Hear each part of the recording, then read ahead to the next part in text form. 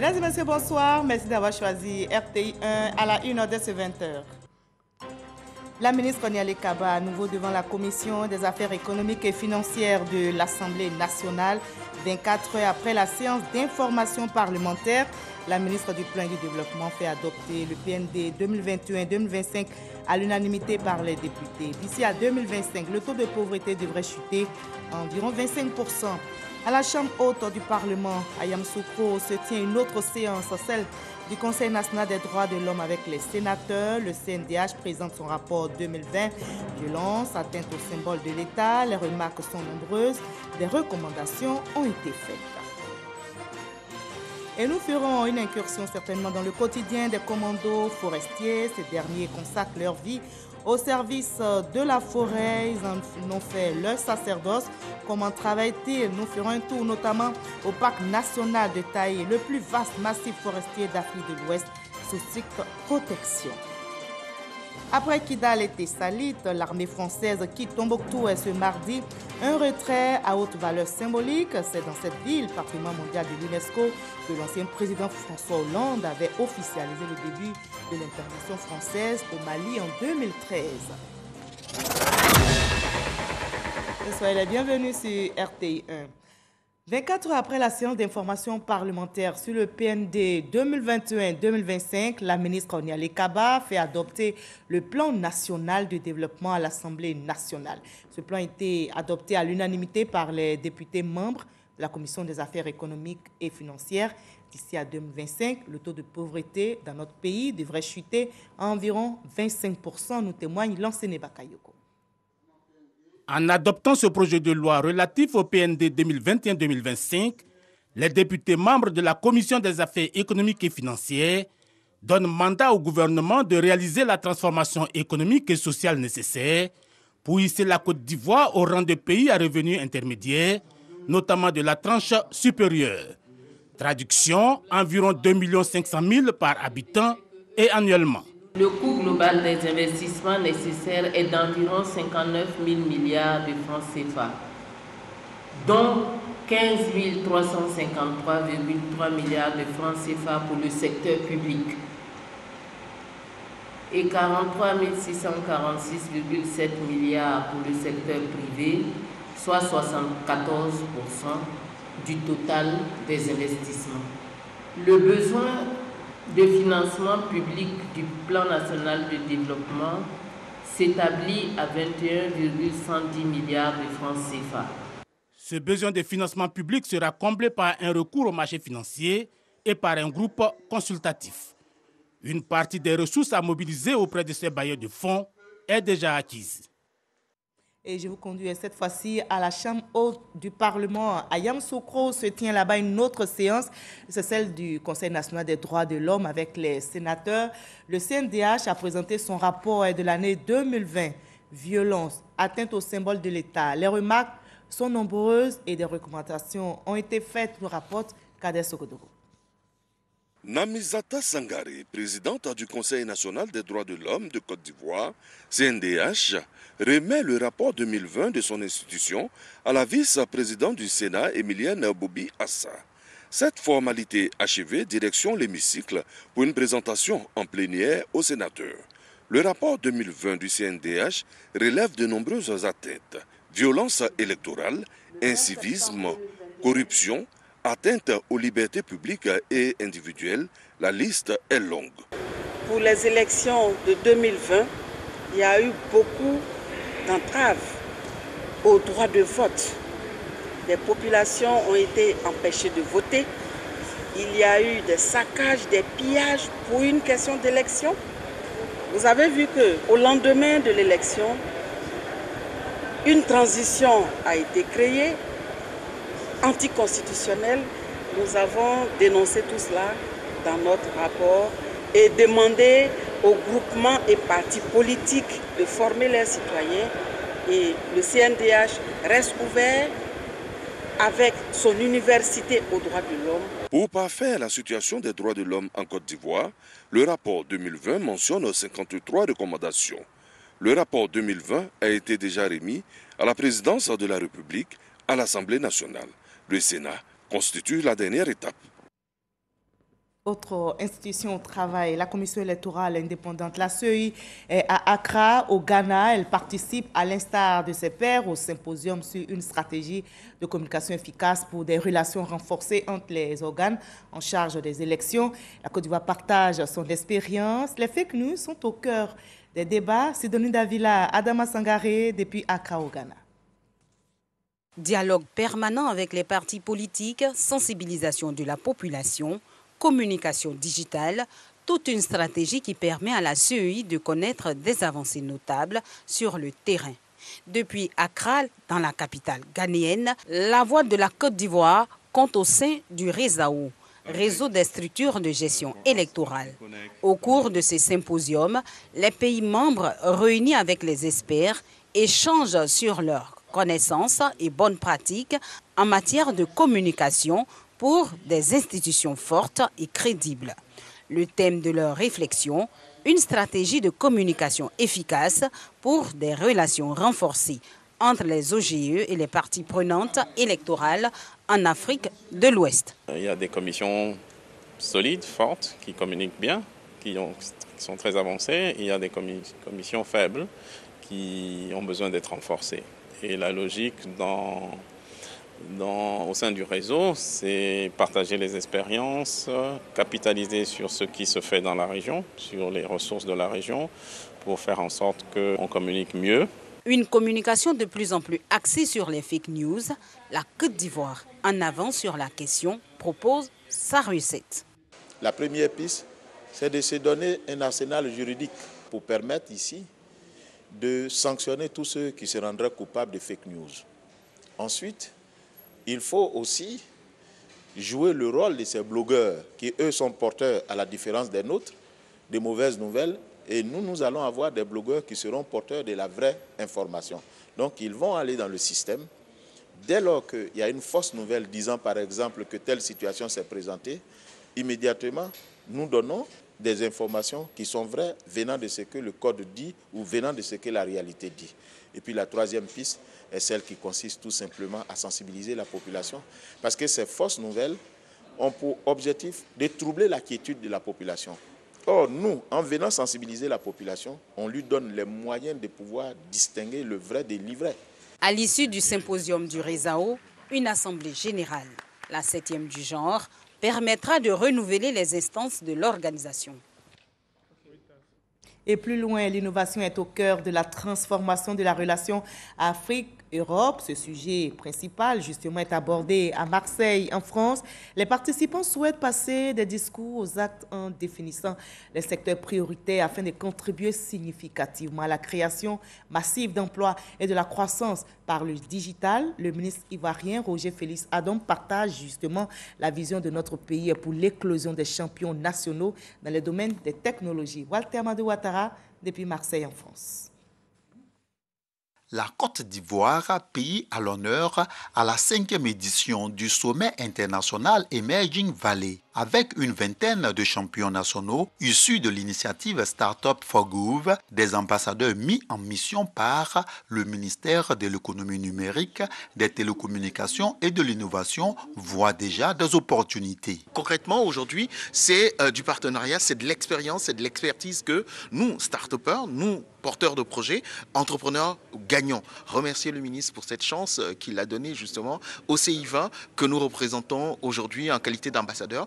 Le président de Emerging Valley est revenu sur l'urgence d'acter la création de fonds de financement communs pour les entrepreneurs afin qu'ils impactent significativement le développement. Nous voulons vraiment incarner cette solidarité numérique entre les deux continents et avoir la Côte d'Ivoire à nos côtés, c'est non seulement très important, c'est aussi stratégique. Et je salue le CI20, je soutiens le volontarisme de la Côte d'Ivoire, du président de la République de Côte d'Ivoire, du ministre Adom, le gouvernement sous l'autorité bien sûr du président Ouattara, le Startup Act pour les startups ivoiriennes, c'est très important. Pour des raisons d'agenda, le ministre Roger Félix Adom a partagé la politique gouvernementale par visioconférence et évoqué également un programme de développement de compétences de 750 000 Africains à l'horizon 2027. pour cette 5e édition du sommet de l'innovation organique et des startups émergentes Afrique-Europe, Emerging Valley prolonge la réflexion sur des thématiques de la Grande Muraille verte au Sahel à la biodiversité 2.0 en Méditerranée, ainsi que le sort de la ville durable africaine au décollage de l'entrepreneuriat féminin et au succès Made in Africa en passant par la e-santé. Sans oublier les enjeux de l'actualité de la technologie Afrique-Europe dans un environnement de crise sanitaire liée à la Covid-19. C'est bientôt la fin de l'année, l'heure est au bilan dans les différentes structures. La Direction générale des impôts ici en Côte d'Ivoire s'est fixé un objectif de 132 milliards de francs CFA en matière d'impôts fonciers pour 2021. La DGI, qui se prépare donc à faire ses comptes, appelle les populations assujetties à ce type d'impôts à se mettre à jour pour ne pas tomber sous le coup des pénalités. Des sanctions sont prévues contre les contrevenants. L'appel est donc lancé au service fiscal. Jean-Luc Bambo. Ce sont plus de 118 milliards de francs CFA qui ont été collectés au titre de l'impôt foncier à fin novembre 2021 sur un objectif annuel de 132 milliards de francs CFA. Si globalement la situation de l'impôt foncier connaît une évolution positive ces dernières années, il n'en demeure pas moins confronté à des obstacles, notamment les récurrents retards de paiement. La dernière tranche de paiement de l'impôt foncier au titre de l'année 2021 est fixée au 15 décembre et la Direction générale des impôts est depuis octobre en campagne de sensibilisation. L'objectif étant de ne pas avoir à recourir aux sanctions. Ces sanctions sont des pénalités de retard, des intérêts de retard. Et pour ceux qui ne s'acquitteront pas d'ici le 15 décembre, sinon avant la fin de l'année, ces derniers-là, malheureusement, nous serons obligés de procéder à des recouvrements forcés qui vont de l'amende jusqu'à l'emprisonnement. Ah oui, on peut même emprisonner pour n'avoir pas payé, puisque quand vous ne payez pas l'impôt, vous êtes en train de frauder. Sont concernés par le paiement de l'impôt foncier les propriétaires de maisons, de terrains nus ou bâtis, les propriétaires de magasins, d'appartements ou de tout autre bien immobilier. Pour optimiser la collecte et ratisser plus large, la Direction générale des impôts privilégie le paiement en ligne. Ils consacrent leur vie au service de la forêt. Ils en ont fait leur sacerdoce. Eux, ce sont les membres de l'unité d'intervention des parcs et réserves qui patrouillent dans le parc national du Taï pour protéger ce massif forestier des défrichements, de l'orpaillage et du braconnage. Ces commandos forestiers travaillent, comme vous le voyez sur ces images, sans relâche. Ils ne reculent devant rien pour sauvegarder le parc national du Taï, plus vaste massif forestier d'Afrique de l'Ouest sous stricte protection. Ces images ont été rapportées par nos reporters qui ont suivi donc ces commandos forestiers à Soubré, Taï et Gurutu. Le député de Korogo, commune Lassina Ouattara Dilas, a visité plusieurs établissements de sa circonscription, notamment le lycée Oufouette-Boigny, le lycée moderne et le lycée Dominique Ouattara, les trois plus grands établissements de la ville, pour sensibiliser les élèves sur les méfaits des congés anticipés. Il les invite à adopter des comportements exemplaires, à surtout tourner le dos aux violences. On en sait plus avec notre reporter, Ami Sissoko. Vous respectez vos parents et les éducateurs et les proviseurs que vous avez reçus dans la vie. Lassina Ouattara, dit Laspierre, député de Korogo commune dans les établissements scolaires de sa circonscription. Il est venu exhorter les élèves à abandonner l'esprit des congés anticipés. Avec lui, les acteurs du système éducatif et les autorités administratives. Ensemble, ils ont sillonné plusieurs établissements scolaires, entre autres le lycée Oufouette-Boigny, le lycée moderne et le lycée Dominique Ouattara, les trois plus gros établissements de la région. Partout, le même message. Lors du Conseil des ministres du mercredi passé, le président a lancé un appel à tous les parents d'élèves de discipliner les enfants avant d'aller à l'école. Ils ont écouté les conseils du président de la République parce qu'ils sont venus aujourd'hui pour aller à l'école. Ici, il n'y a pas de problème. Et à Korogo, vraiment, je félicite tous les proviseurs, le DREN. Dans la délégation de l'honorable, une étudiante en licence 1 de droit à l'université Peleforo-Gonclubeli de Korogo, Naminata. Âgée de 15 ans, une ambassadrice de l'excellence soutient aussi l'initiative de Lassina Ouattara. Quand les congés approchent, les élèves se lèvent, ils font les grèves des délogements, mais Vous savez, tout ça, ça a des répercussions sur votre rendement scolaire. C'est vous qui perdez, et non l'État, et non les autorités. Le message du député de Korogo Commune dans les différents établissements scolaires trouve une oreille attentive. Nous, les élèves, nous promettons de rester jusqu'à le 17 avant d'aller en congé. Merci vraiment d'être là pour nous. Merci pour cette initiative qui vient couronner vraiment une action collective de tous les cadres, de toutes les autorités de la ville qui nous ont aidés à juguler les difficultés que nous avons rencontrées. Les congés de Noël sont prévus du 17 décembre 2021 au 3 janvier 2022. Une année scolaire sans violence à Korogo. C'est le défi lancé aux établissements scolaires par Lassina Ouattara qui promet primer les plus disciplinés. Voilà un défi à relever partout. Soyons tous des ambassadeurs de l'excellence et de la non-violence. Et on va célébrer la fête de l'année dans la propreté. Vous allez le voir, le village de Naproyo, localité de la commune de Guibérois, région du Gord, a abrité ce week-end la célébration officielle de la Journée mondiale des toilettes. Le ministre de l'Assainissement et de la Salubrité, Bouaké Fofana, a saisi l'occasion pour inviter les populations ivoiriennes à prendre en compte l'utilisation et l'intérêt des toilettes. Charles Tatou. Dotation des habitations en toilettes. La population rurale de Niaprayo, localité de la commune de Djibiroua, semble avoir bien perçu le message du gouvernement.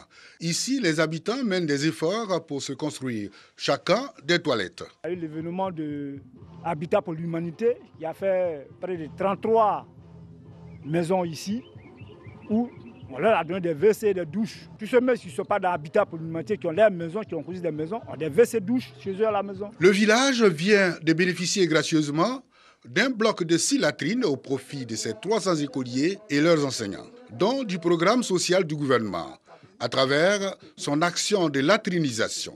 La remise de ces ouvrages, une action pour encourager la population de Niaprayo, mais surtout lancer à partir de ce village un message à l'endroit des populations de toutes les régions du pays pour l'appropriation de la promotion de la fin de la défécation à l'air libre. Occasion également pour les partenaires au développement, les élus et cadres de Djibiroua de mettre en exergue l'importance des toilettes, non sans témoigner leur reconnaissance au chef de l'État Alassane Ouattara. Chers parents, lorsque le gouvernement nous fait un don, il nous revient, nous, cadres et populations, d'entretenir ce que moi j'appelle ce chef-d'œuvre. Offrir des toilettes aux enfants, il n'y a pas meilleur cadeau. Pour le ministre de l'Assainissement et de la Salubrité, 43,6% des ménages en milieu rural pratiquent encore la défécation à l'air libre. L'eau, c'est la vie, mais l'assainissement, c'est la dignité, révèle le ministre Bouaké Fofana. Il invite les populations ivoiriennes à prendre en compte l'utilisation des toilettes. Plus d'écoles non accompagnées de toilettes. C'est comme ça que nous allons arriver à régler ce problème. Le gouvernement fera sa part. Chaque maire qui construit une école primaire ou un collège doit accompagner cela de toilettes. Chaque président du conseil régional doit accompagner chaque école de toilettes. Plusieurs lots de matériel d'assainissement et de salubrité. Des équipements remis à la communauté rurale de Niaprayo pour la pérennisation des actions hygiéniques dans la localité. Les résultats du RGPH 2021 sont attendus. L'opération de recensement général de la population s'achève aujourd'hui et on saura à terme combien nous sommes et comment nous sommes répartis sur le territoire national.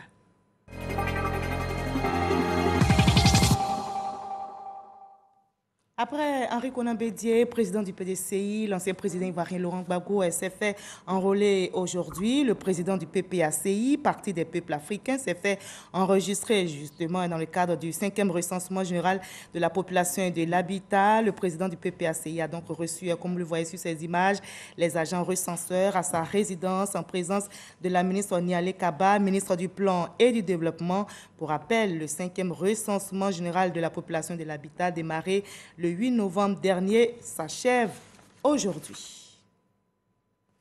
Les habitants d'Anyama, originaires des régions du Poro, du Tchologo et de la Bagoué et du Hambol, se sont retrouvés donc pour une journée de retrouvailles avec le ministre de la Construction, du Logement et de l'Urbanisme, Bruno Nabagné-Kone, et le ministre les a appelés à adopter la culture du vivre ensemble. Le reportage d'Orphée Conan, commenté pour vous par Jean Makaki. Des ressortissants des régions du Grand Nord dans la commune d'Anyama, à l'écoute du ministre Bruno Nabagné-Kone. Ces populations sont invitées à l'unité, à la solidarité et à la paix. Cette rencontre s'inscrit dans l'une des missions du gouvernement, celle de prôner le dialogue national dans toutes les collectivités territoriales du pays. La cérémonie d'aujourd'hui est une cérémonie de retrouvailles. Les ressortissants du Nord ont tenu à retrouver le ministre pour leur dire leurs félicitations, leur encouragement pour les multiples reconductions au gouvernement du président Alassane Ouattara. Le ministre Bruno Kone s'est réjoui de la promptitude de ses hôtes et les invite à vulgariser les valeurs de cohésion sociale et de vivre ensemble, divulguées par le chef de l'État Alassane Ouattara. Le développement de nos différentes régions ne peut en effet se faire sans la contribution des filles et des fils de notre diaspora. Encore une fois, je salue l'esprit de votre association qui a raison de prôner le vivre ensemble ici à Anyama, tout en ayant un regard tourné vers nos régions d'origine. Ces retrouvailles, sous une ambiance festive, sont le symbole de l'espoir d'une paix durable dans toutes les localités du pays. Le ministre Bruno Nabagné-Kone compte étendre cette initiative aux ressortissants des 27 autres régions. Dans cette atmosphère paisible, les veuves de la commune de Yopougon s'apprêtent à célébrer les fêtes de fin d'année. Elles ont reçu 20 tonnes de riz. C'est un don du maire de la commune de Yopougon, Gilbert Kone-Kafana. Théodore Zouzou, Franco Adio pour le reportage.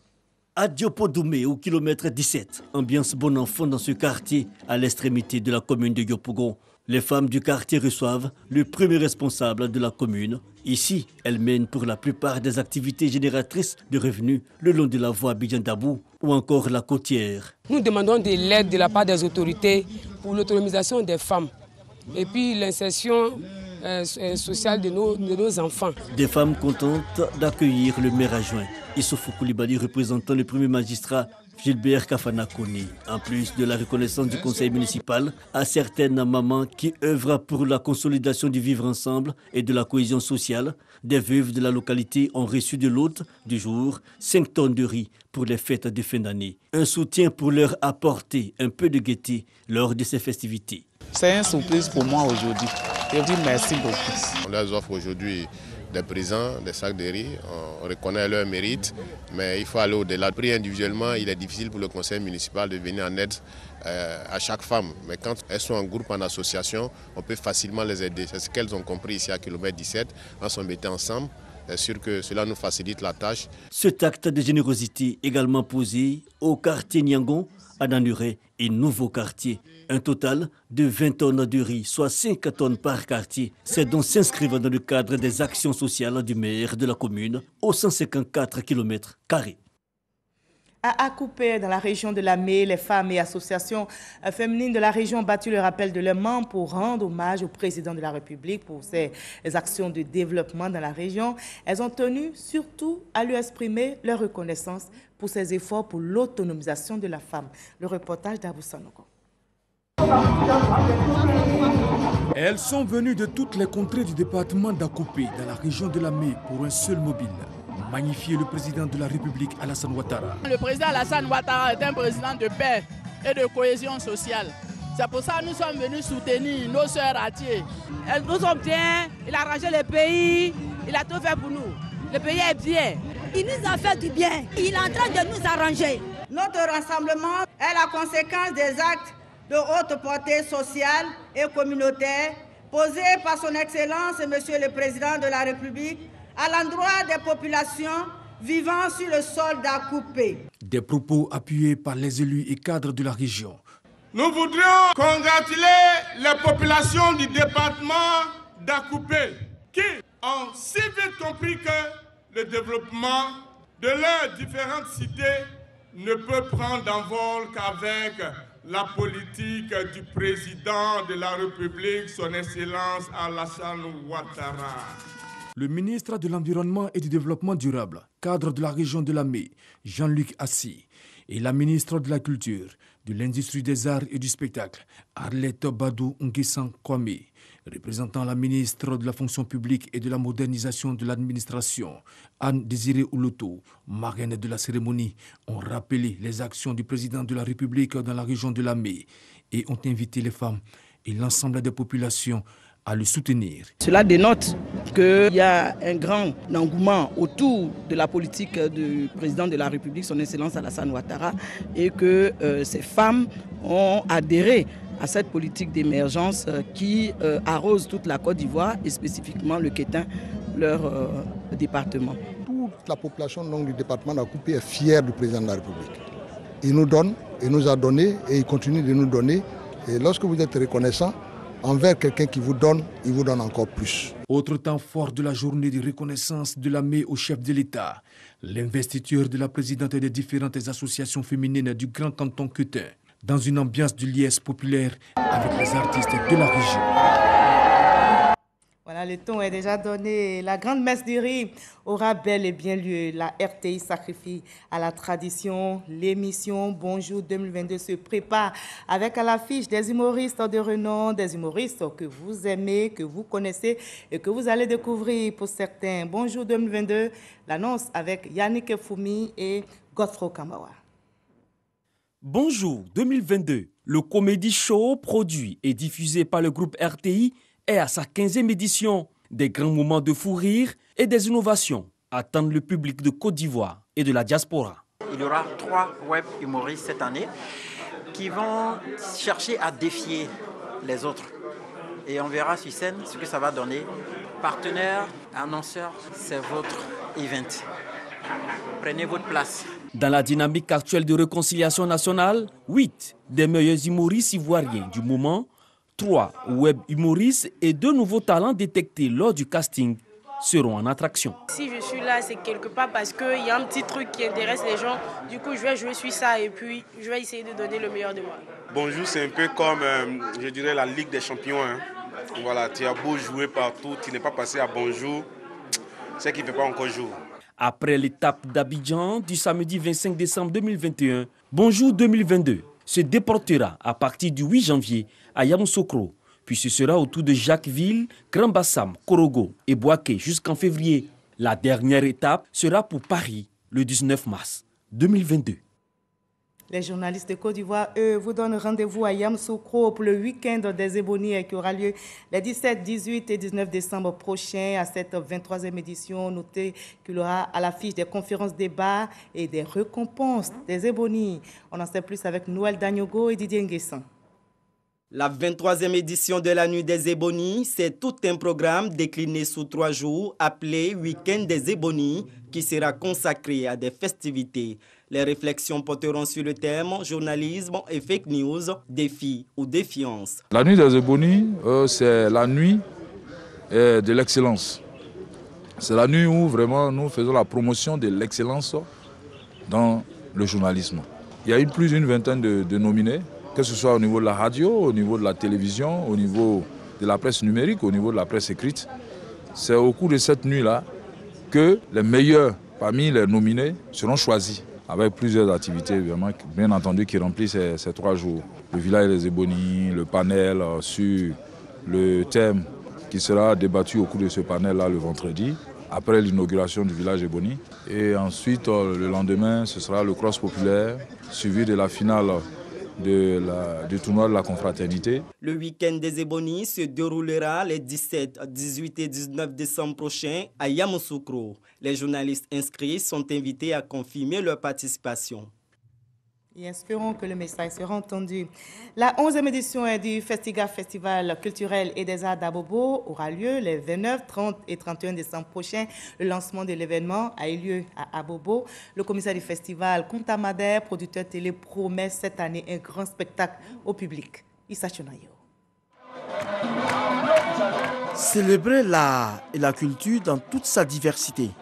C'est ce que fait l'animateur producteur télé Kuntamade depuis une dizaine d'années à Abobo, à travers le Festika, Festival culturel et des arts d'Abobo. Cette année, il remet le couvert pour égayer les populations de la deuxième commune la plus peuplée de Côte d'Ivoire en cette fin d'année. Ça sera quelque chose de phénoménal, cette 11e édition. Et le menu, il va avoir des artistes en playback, comme à l'accoutumée, des antiquaires, des expositions ventes, des objets d'art, et des concerts live avec au total plus de 10 concerts live pendant les 3 jours. Et dites à la population, à tous ceux qui sont autour de vous, qu'il y a la sécurité à Bobo et qu'ils viennent terminer l'année à beauté à Bobo. Cette année, en termes d'innovation, il est prévu une caravane appelée Festika Carnaval, qui fera parader plus de 2000 personnes à travers les artères de la commune d'Abobo. Des participants d'Italie, de la France, du Canada et du Congo-Brazzaville seront également présents. Cette 11e édition prévue les 29, 30 et 31 décembre prochains a pour marraine la ministre d'État, ministre des Affaires étrangères, de l'intégration africaine et de la diaspora, maire de la commune d'Abobo.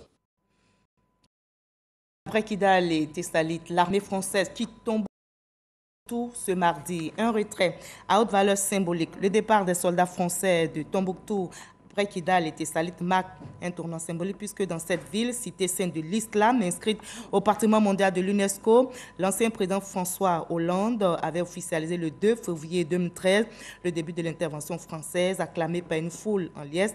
La ville était placée sous le joug de groupes djihadistes.